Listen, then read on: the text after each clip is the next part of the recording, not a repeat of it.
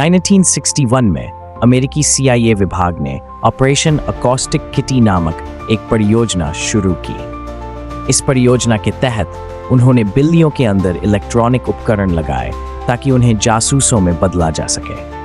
इसका उद्देश्य रूसी राजनयिकों और अमेरिका में मौजूद व्यक्तियों के बीच होने वाली बातचीत को सुनना था। चूंकि बिल्लियां चुपचाप चलती हैं, इसलिए उन्होंने इस काम के लिए बिल्लियों को चुना।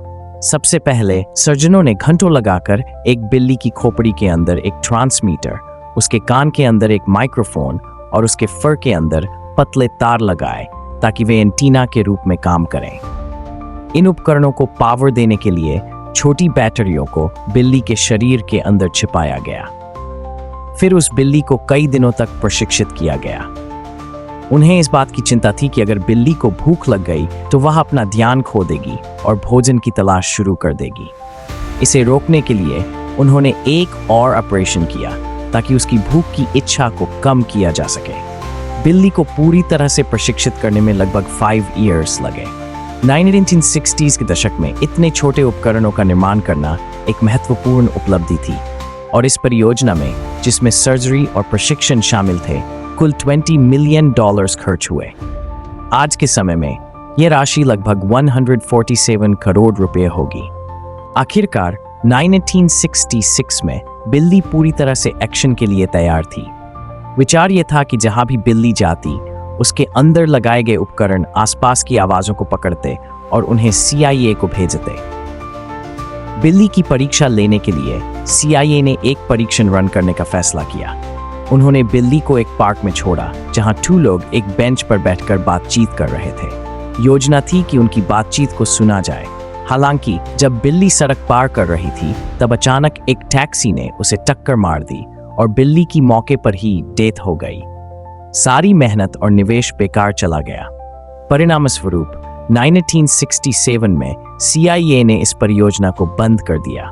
सूरज से आने वाली रोशनी को पृथ्वी तक पहुंचने में लगभग 8 मिनट और 20 सेकंड का समय लगता है। लेकिन क्या आप जानते हैं कि सूरज के कोर से उसकी सतह तक पहुंचने में इस रोशनी को कितना समय लगता है? इसका उत्तर है लगभग 1,70,000 ईयर्स।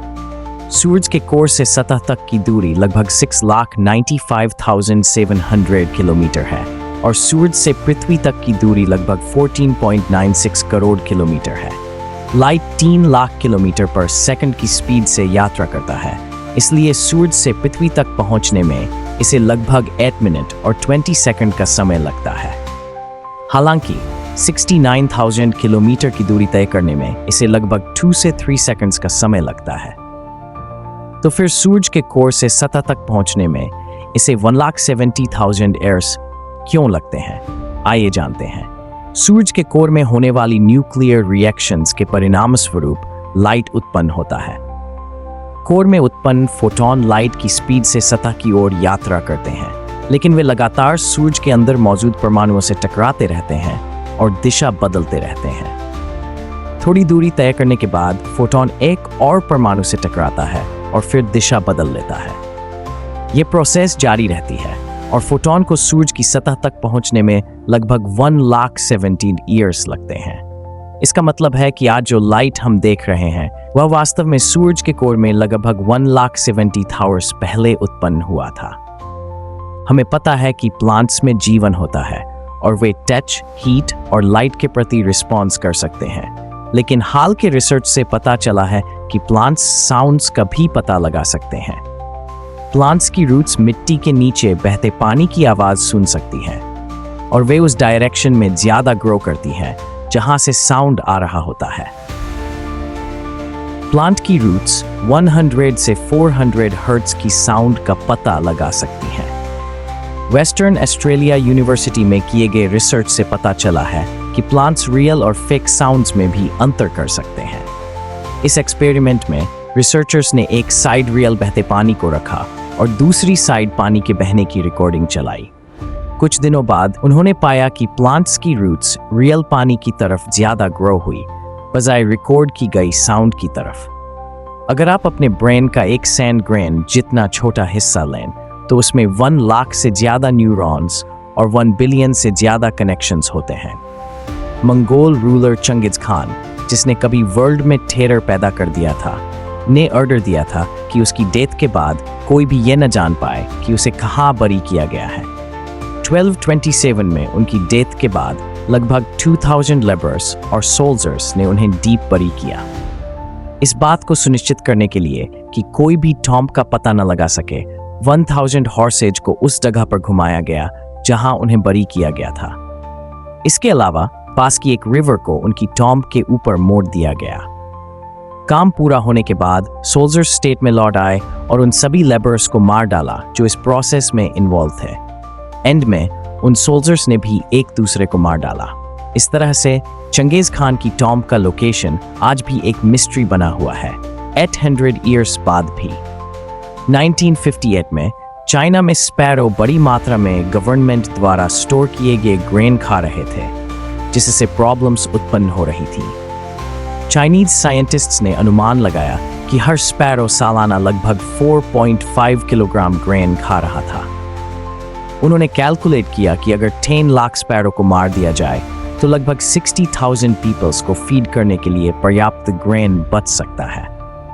परिणाम स्वरूप चाइनीज गवर्नमेंट ने ग्रेट स्पैरो कैंपेन की शुरुआत की। चाइना भर के सिटीजन्स ने स्पैरो को मारने के लिए डंडों से डराया और मेटल के कैन से लाउड साउंड की, जिससे स्पैरो को ट्रीज पर बैठने का मौका नहीं मिला। इससे कई स्पैरो थकावट और भूख से मर गए। लोगों ने स्पैरो के नेस्ट डिस्ट्रॉय कर दिए और उनके बच्चों को मार डाला। कुछ ही दिनों में चाइना में लगभग 30 लाख स्पैरो को मार डाला गया। हालांकि इससे इकोलॉजिकल इम्बैलेंस हो गया। बिना स्पैरो के, जो कीटों को कंट्रोल करते थे, क्रॉप्स खाने वाले इंसेक्ट्स की संख्या बढ़ गई और क्रॉप्स बर्बाद हो गई। 1958 और 1961 के बीच चाइना को सीरियस फेमिन का सामना करना पड़ा और भूख से लगभग 4.5 करोड़ पीपल्स मर गए। अंततः चाइनीज गवर्नमेंट को सोवियत कंट्रीज से थाउजेंड स्पैरो का इंपोर्ट करना पड़ा। जर्मनी के फ्यूगेराई विलेज में एक घर का एनुअल रेंट सिर्फ $1 है। ये लगभग 72 रुपये है। और अगर आप सोच रहे हैं कि घर छोटे होंगे, तो ऐसा नहीं है। घर डबल बेडरूम वाले अपार्टमेंट्स हैं। ये एरिया बहुत साफ और अच्छी तरह मेंटेन किया गया है और हर नाइट 10 o'clock के बाद विलेज के 5 गेट्स बंद कर दिए जाते हैं। अगर कोई रेसिडेंट 10 o'clock के बाद वापस आता है तो उसे $1 का फाइन भरना पड़ता है, जो 1 साल के रेंट के बराबर होता है।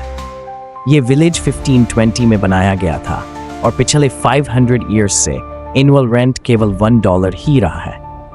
हमारा लीवर हमारे बॉडी का एकमात्र ऑर्गन है जो खुद को रिजेनरेट कर सकता है। अगर आप अपना 75% लीवर खो देते हैं तो बाकी 25% फिर से पूरे साइज का लीवर बन सकता है। 1975 में यूके के एलेक्स मिशेल नामक एक व्यक्ति हंसते हंसते मर गया। वह बीबीसी पर द गुडीज नामक एक कॉमेडी शो देख रहा था और 25 मिनट तक लगातार हंसने के बाद उसे हार्ट अटैक पड़ा और उसकी डेथ हो गई। उसकी डेथ के बाद एलेक्स की वाइफ ने शो के प्रोड्यूसर्स को एक लेटर लिखा जिसमें उसने उनके हस्बैंड के लास्ट मोमेंट्स को हैप्पी बनाने के लिए थैंक्स कहा। इसी तरह 2013 में मुंबई के 22 इयर्स ओल्ड मंगेश बोगल नामक युवक की एक्सेसिव लाफ्टर के कारण डेथ हो गई, जबकि वह ग्रैंड मस्ती फिल्म देख रहा था। अगर किसी गैलेक्सी में पृथ्वी से 6.5 करोड़ लाइट ईयर्स दूर कोई एलियन हमें एक पावरफुल टेलीस्कोप से देख रहे होते तो वे पृथ्वी पर डायनासोर देख पाते। चौंक गए? आइए एक्सप्लेन करते हैं। जब किसी ऑब्जेक्ट पर लाइट पड़ती है और वह हमारी आंखों तक पहुंचती है, तभी हम उस ऑब्जेक्ट को देख सकते हैं। उदाहरण के लिए, मून पर पड़ने वाली लाइट को रिफ्लेक्ट होकर पृथ्वी तक पहुंचने में लगभग 13 सेकंड का समय लगता है। इसका मतलब है कि हम 13 सेकंड पहले का मून देख रहे हैं। इसी तरह सूरज की लाइट को हम तक पहुंचने में 8 मिनट और 20 सेकंड का समय लगता है, यानी हम 8 मिनट और 20 सेकंड पहले का सूरज देख रहे हैं। अब अगर 6.5 करोड़ लाइट ईयर्स दूर एलियन हमें अपने पावरफुल टेलीस्कोप से देख रहे होते तो वे वह लाइट देख रहे होते जो 6.5 करोड़ ईयर्स पहले पृथ्वी से निकली थी। उस समय पृथ्वी पर डायनासोर घूम रहे थे, इसलिए वे जो देख रहे होंगे वह पृथ्वी का डायनासोर युग होगा। पृथ्वी से आज की लाइट उन तक पहुंचने में और 6.5 करोड़ ईयर्स लगेंगे। ठीक है दोस्तों, अगर आप और ऐसे इंटरेस्टिंग फैक्ट्स को मिस नहीं करना चाहते हैं तो मेरे YouTube चैनल से जुड़े रहें।